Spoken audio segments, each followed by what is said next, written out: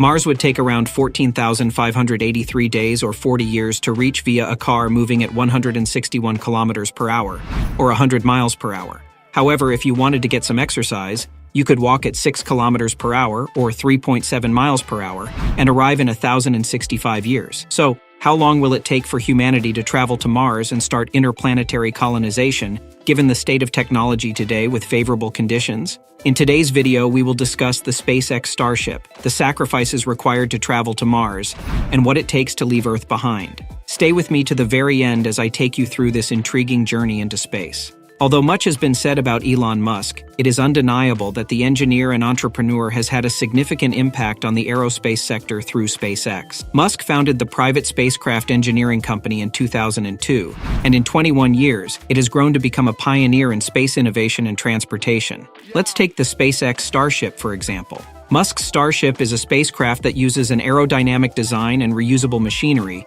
to cut costs and waste in space travel. According to SpaceX, it is essential for Mars colonization since it will save travel costs and ensure human longevity, making Mars a viable destination.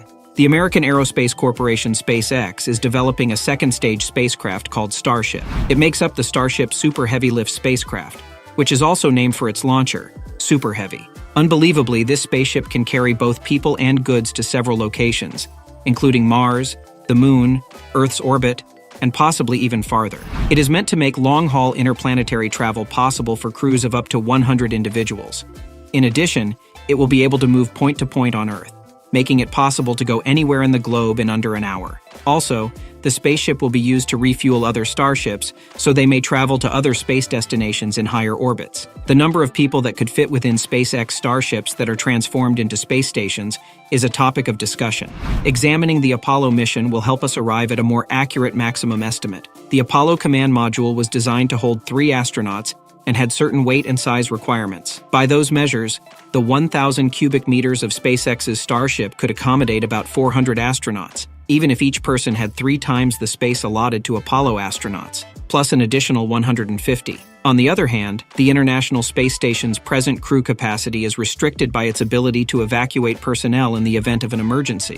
However, because of its enormous evacuation capacity, a SpaceX Starship space station might be able to hold 500 to 1,000 people, much like a plane would. This is fantastic, but will it translate into the leaked design of the Starship? Also, stick around till the end of this video to hear what Elon has to say about this whole expedition. Throughout history, our perception of a spaceship has frequently been formed by small, famous capsules like the Dragon or Soyuz. Despite being functional, these designs haven't done much to improve comfort. The possible Starship interior is modeled after the interiors of various spacecraft. Famous spacecraft such as the Enterprise from Star Trek were known for their luxurious living quarters, which afforded its crew comfort during extended interstellar journeys. The Millennium Falcon, on the other hand, envisioned a practical combination of tubes and cabins fit for a spacefaring pirate. To balance providing more comfort than its predecessors with an understanding of the limitations of space travel, SpaceX Starship interior design tries to find a compromise. It's not opulent, but it aims to offer enough space and conveniences for the trip to and from Mars.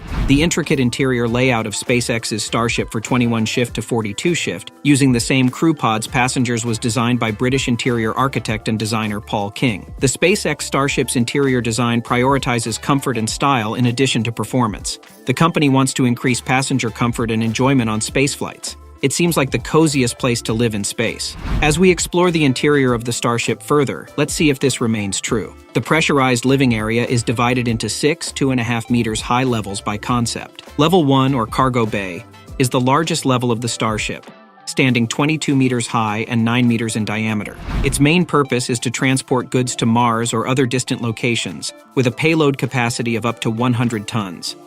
For some payloads, the bay can be pressurized, and for others, it can be maintained vacuum-sealed. Level 2, the propulsion deck.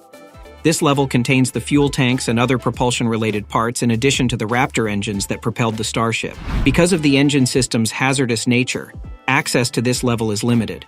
Level 3, or the crew quarters, is where the astronauts will reside during their journey. It has 6 hexagon-shaped modules with individual berths, restrooms, and entertainment spaces in each. A secondary emergency shelter and vital life support systems, such as water and air recycling, are housed in a central core. Level 4, Science and Storage. The The storage of supplies and scientific research are the focus of this level. Around the perimeter, standardized mounting points for equipment and experiments are provided by the International Standard Payload Rack System. More stationary and movable storage racks accommodate the different equipment and materials required for the task. Level 5. The Mess Hall. This level has a sizable viewing space with windows providing sweeping views of the universe, as well as the Mess Hall, where astronauts can congregate to eat and socialize. It also has a hydroponics area for growing fresh food and a galley, where meals are cooked. Level 6. The Flight Deck. The pilots will operate the aircraft from this command center on the StarShip. It has flying controls, communication and navigation systems, and panoramic windows. The StarShip's interior design is still in the early stages of development, so the final arrangement may be different from what we've covered here. The impressive but evolving design of the StarShip seems to raise a fundamental question concerning life on Mars, such as, what will it take to get there? Just hang on, we will provide this answer and more soon. The distance between Earth and Mars changes greatly because we orbit the Sun at various rates and lengths. However, a day on Mars is a lot like a day on Earth. When we are the furthest apart, around 401 million kilometers, we are on different sides of the Sun, a phenomenon known as a solar conjunction. Earth and Mars are separated by an average of 225 million kilometers, 140 million miles. When we are both on the same side of the Sun or in opposition, the two planets are at their closest, roughly 56 million kilometers, 34.7 million miles, away. This is our window of opportunity for Mars orbital launch, and it occurs every 2 years. Viking 1, the first voyage to Mars to land successfully, took off on August 20th, 1975, and arrived on the planet 10 months later, on June 19th, 1976. The propulsion system chosen will largely determine how long it takes to go from Earth to Mars. A system for propelling spacecraft with photons is presently under development. It uses a strong laser to accelerate the craft to almost the speed of light, reducing travel time to 3 days. Even on a good day when Mars's orbit is closest to Earth, it would take 2 to 3 years to reach the planet, according to NASA's current estimations. The good news is our journey will end when we get to Mars, right? No doubt we will have our new Garden of Eden away from Earth. Unfortunately, we are a long way from our outer Earth utopia. Perhaps not in our lifetimes as of yet. It's difficult for humans to even get to and arrive alive on Mars, a hostile, radiation-filled dead planet, let alone face the enormous challenge of survival. It is more akin to a celestial tomb, with frequent lows of -81 degrees Fahrenheit. Mars air contains over 95% carbon dioxide, making it uninhabitable without spacesuits and a contained space. Its surface is devoid of liquid water as well. According to Valentina Sumini, a space architect with the Space Exploration Initiative at MIT Media Lab, there are now significant obstacles that would essentially prevent travelers from visiting Mars, primarily due to radiation. The magnetic field and atmosphere of our planet shield us from harmful cosmic radiation. But without them, we are more exposed, according to NASA. This radiation can harm human tissue and lead to a variety of degenerative disorders. Before embarking on the journey, we would need to resolve this issue.